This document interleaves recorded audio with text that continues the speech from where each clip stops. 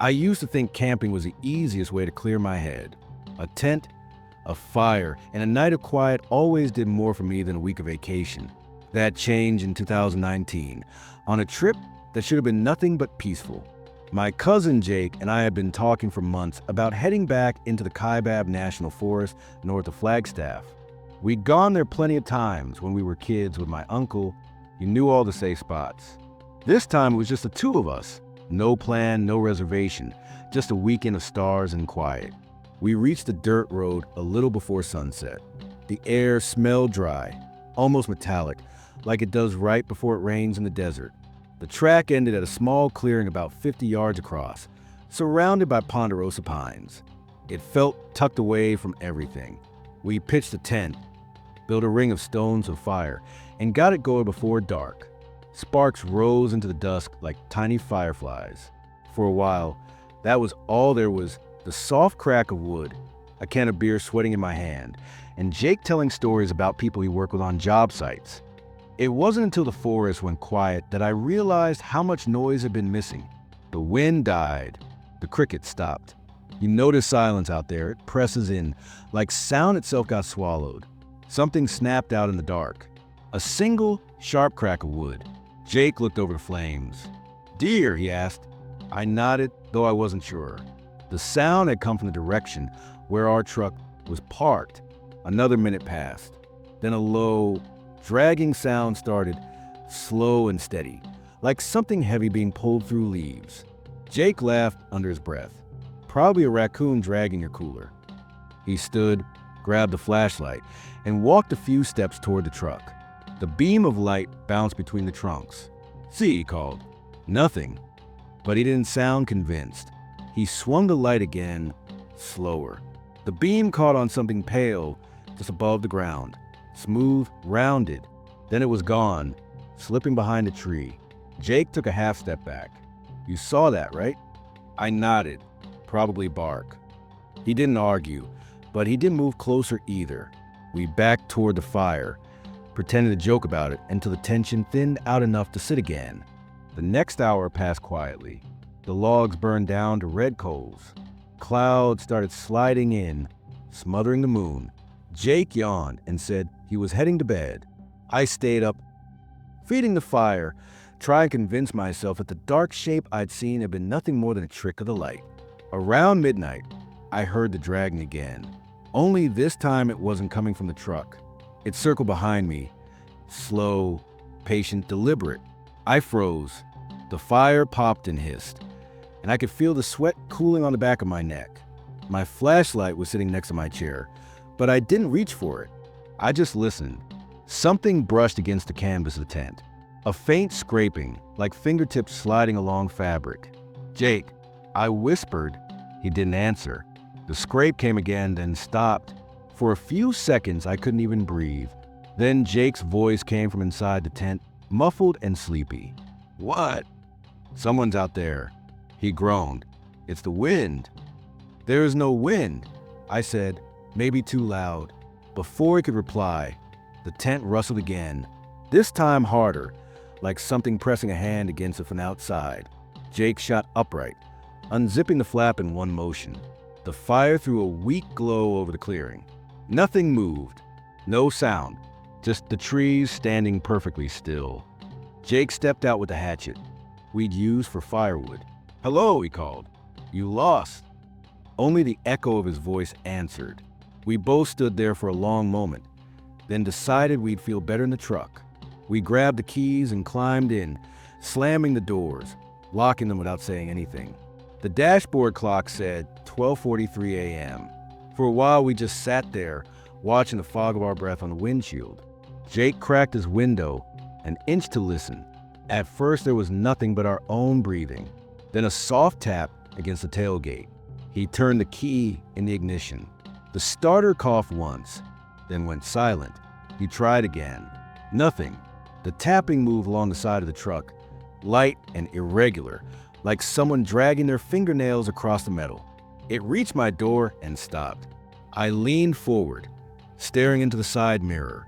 A pale shape flickered in the reflection, too quick to make out. Then another tap right on the glass beside my face.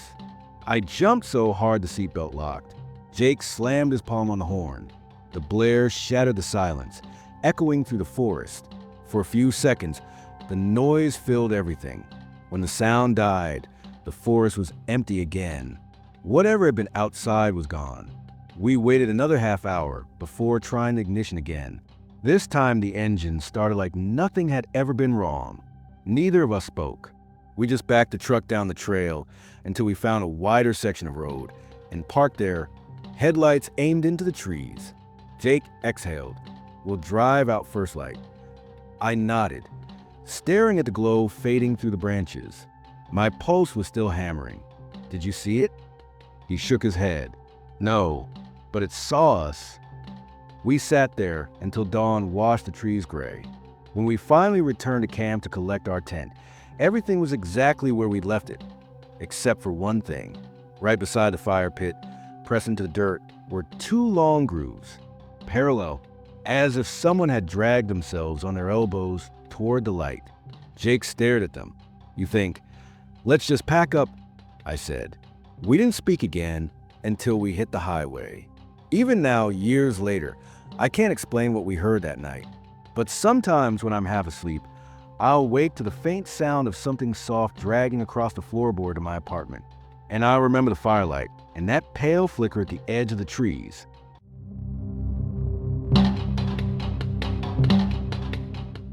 The thing about camping is that silence isn't always peaceful. Sometimes it's a warning that you're the only sound left. This story happened to me and my girlfriend, Emily, in the summer of 2021. We'd both been working from home for months, and the quiet of our apartment had started to feel like a cage. So we packed up our little hatchback with a tent, sleeping bags, and a cooler, and drove toward the Rockies for a long weekend. Neither of us was especially experienced, but I'd done a few short trips with friends and figured we'd be fine. The plan was to camp along a remote lake known mostly to locals. The ranger we met on the way and said it wasn't busy, and that we'd probably have the place to ourselves. By the time we arrived, the sun was already bleeding into the horizon. The lake was perfectly still, so still that it reflected the trilene like glass. We pitched the tent a few yards from the water and made a small fire. There was no sound except for the occasional pop of wood and the splash of a fish jumping somewhere out on the lake. For the first few hours, it was perfect. We cooked, laughed, and took photos. Then, around 11, a dim orange glow flickered to the trees on the opposite shore. Emily leaned against me. "Guess we're not alone." I looked across the water. A single campfire burned, maybe 200 yards away. "Probably another couple," I said. "They're fine over there." Still, there was something strange about the light. It didn't waver like a regular fire. It flared, went dark, and flared again, almost like someone was blocking it from view. We stayed up until after midnight, then crawled into the tent. The forest went dark except for that faraway glow. I woke later to the sound of footsteps outside the tent. At first, I thought it was an animal nosing through our supplies, but the steps were slow and even, heel first, then toe, crunching lightly on the gravel. "Human," I nudged Emily. "Someone's out there." She blinked, half asleep. "What?" "Shoo." The footsteps circled the tent once, then stopped at the far side. We held our breath. A moment later, a man's voice spoke, calm, low, and close enough to feel for the fabric. "Cold night, isn't it?" Emily clutched my arm. I didn't answer. Neither of us moved. After a few seconds, the sound of slow breathing drifted away toward the lake. When I finally unzipped the tent a few inches, the clearing was empty. The other fire across the lake had gone out. We sat awake the rest of the night, whispering theories. A lost hiker? A ranger? A prank? Nothing made sense. Morning came gray and misty. The lake looked like a sheet of silver. I stepped outside to look for footprints, but the ground was dry and scattered with pine needles. No clear impressions. We decided to move the tent closer to the trailhead that day, about a half-mile inland. It felt silly, but the unease from the night before wouldn't shake loose. We spent the afternoon hiking, trying to distract ourselves, and by dusk we were laughing again, convincing each other it had been our imagination. That night, around the new campsite, We cooked instant noodles over the stove instead of lighting another fire. We wanted to stay low-key. The sky was thick with stars, and for a moment the world felt normal again. Then, around midnight, Emily said, "Do you hear that?"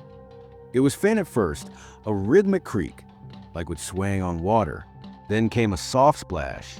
We both turned toward the sound. Through the trees we could see a sliver of the lake, and in that slice of water floated a small rowboat. It moved slowly, almost lazily, parallel to the shore. There was someone in it. I switched off my headlamp, and we crouched by the tent flap, watching. The boat glided closer, the oars dipping silently. The person wasn't rowing anymore, just drifting, facing our direction. Even in the moonlight, it was hard to make out details, just a pale shape of a face turned toward us. Emily whispered, "Maybe they're fishing? At 1 in the morning?" The boat kept drifting until it bumped lightly against the rocks near our first campsite. The figure leaned forward, reached out, and seemed to pick something up from the ground. Then it turned the boat and began to row back across the lake. Neither of us slept. At dawn, we packed up for good and hiked back to where we'd seen the boat stop.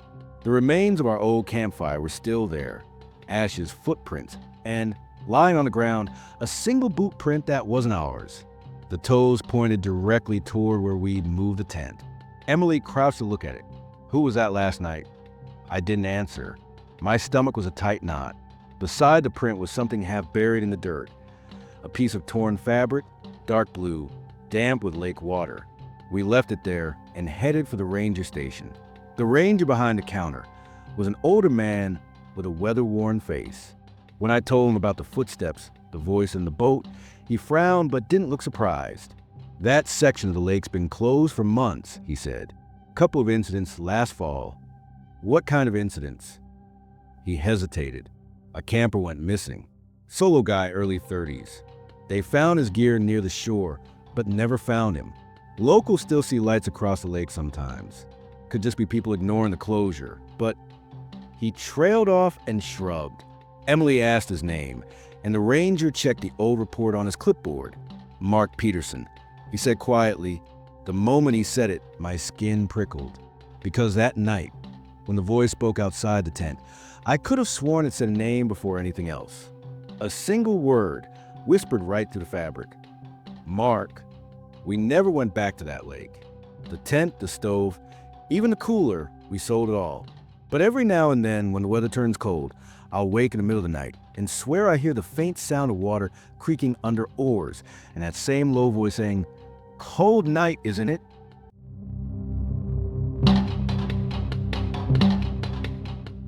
It was supposed to be a simple weekend. Just me, my brother Ryan, and our two friends, Chloe and Matt. We'd rented a small cabin deep in the woods of northern Minnesota, right on the edge of a lake that didn't even have a proper name on Google Maps. The listing called it Lakeside Haven. When we pulled up, I realized Haven was generous. The cabin was old and gray, leaning slightly to one side like it had given up standing straight years ago. The dock out front was half rotten, the boards dark with water stains.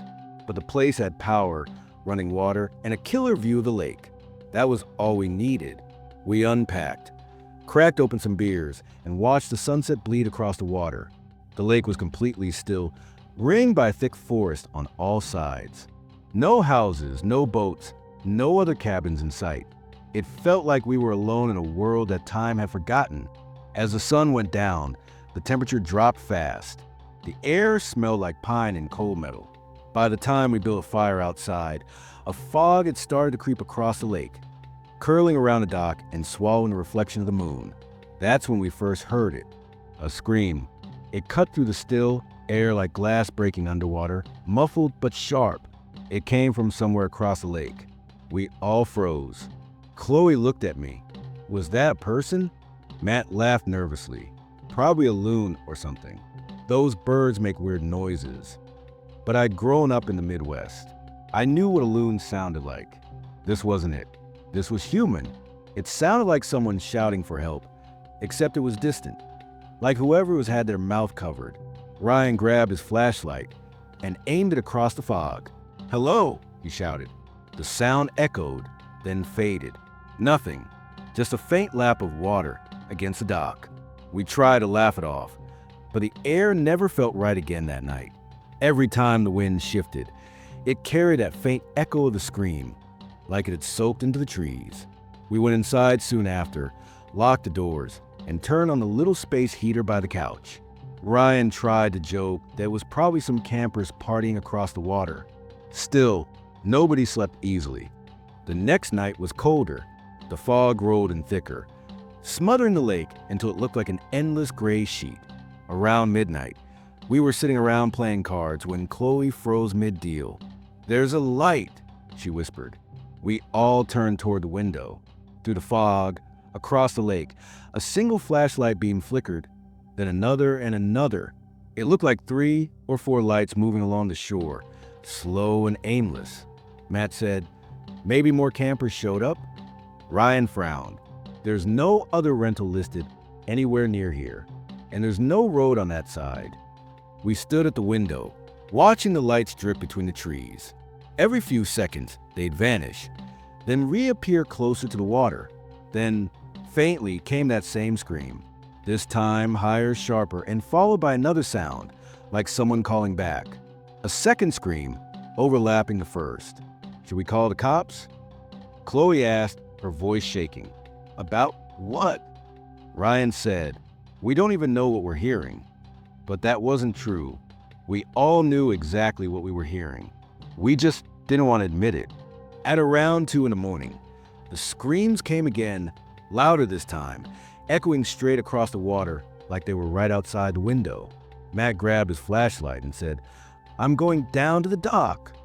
I told him not to, but he was already halfway out the door. I followed him, my breath fogging in the cold air. The moon had disappeared behind thick clouds, leaving only the weak beam of our lights cutting through the mist. When we reached the dock, the water was still as glass. For a moment, everything was dead silent. Then, from somewhere near the middle of the lake, we heard splashing. A single light was moving across the water. It looked like someone holding a lantern while waiting, or maybe a small boat. The light moved in slow, jerky motions, and each time it dipped low, we heard another splash, like someone struggling to stay upright. Matt cupped his hands. "Hey, you okay out there?" No answer, just a faint sound of something brushing against the wooden dock. We both turned. A dark shape was floating at the edge, something small, bumping softly against the side. When I knelt down and shined my light, I saw it was a shoe.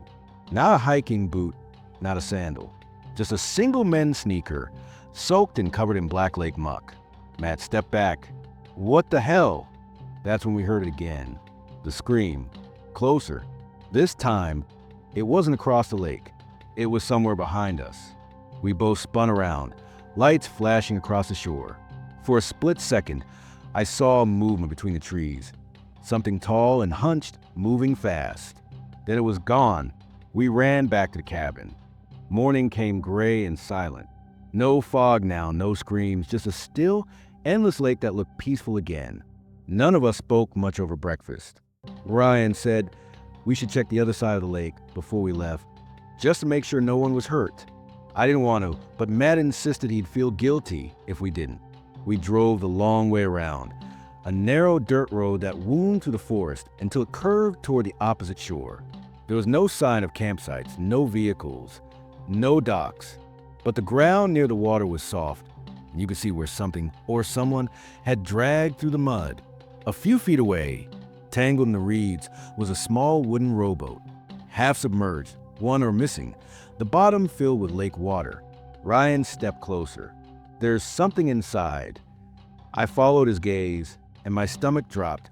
Lying in the boat was a second shoe, the same make, same color, same size as the one that had floated to our dock. There was something else too, an old canvas backpack, half unzipped, soaked through. Ryan used a stick to flip it open. Inside were clothes, a water bottle, and a wallet. The ID inside was warped from the water, but you could still read the name, Mark Peterson. Chloe gasped. "That's the name that Ranger mentioned, right? From that missing person case." Ryan didn't answer. He just kept staring at the lake. I looked out over the water, now calm and mirror-like again. For a moment, I thought I saw a shape just under the surface. Something pale, motionless, barely visible in the shallows. Then a ripple spread outward, erasing it. We left without saying another word. When I got home, I searched for the name. The case was real. A solo camper had gone missing at that lake almost 2 years ago. They never found the body. Now, every time I hear about another unexplained sound out there, I wonder if the lakes try to return the screams it once took.